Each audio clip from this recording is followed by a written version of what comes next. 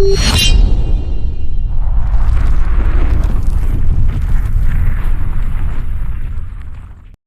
muchachos, ¿cómo están? Bienvenidos a un nuevo video. Hoy me voy a hacer la barba de Hugh Jackman.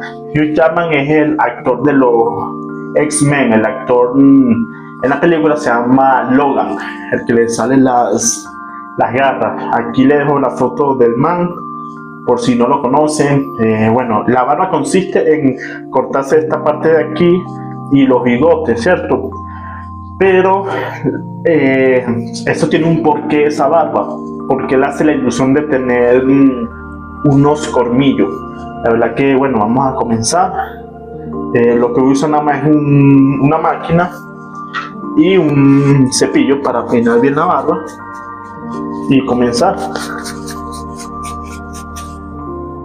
Bueno, comenzamos a quitar los bigotes.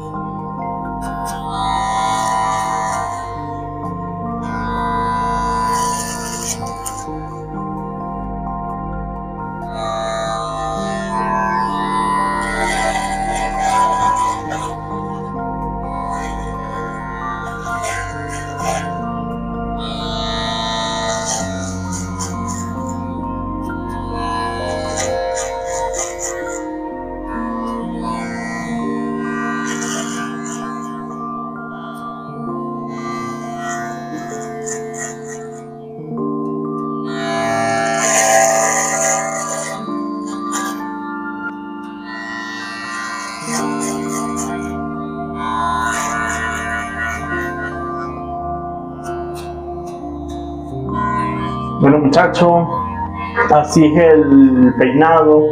Pues ahí quedó más o menos. Díganme ustedes cómo le pareció.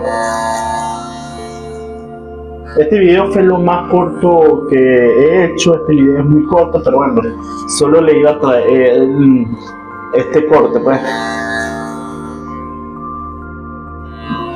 Me dicen Logan. Bueno muchachos, suscríbanse, denle like, compartan el video. Muchachos, gracias a ustedes he llegado a estos suscriptores y estas visualizaciones que tengo en el momento. La verdad que muchas gracias por su apoyo, así que comparten, denle like.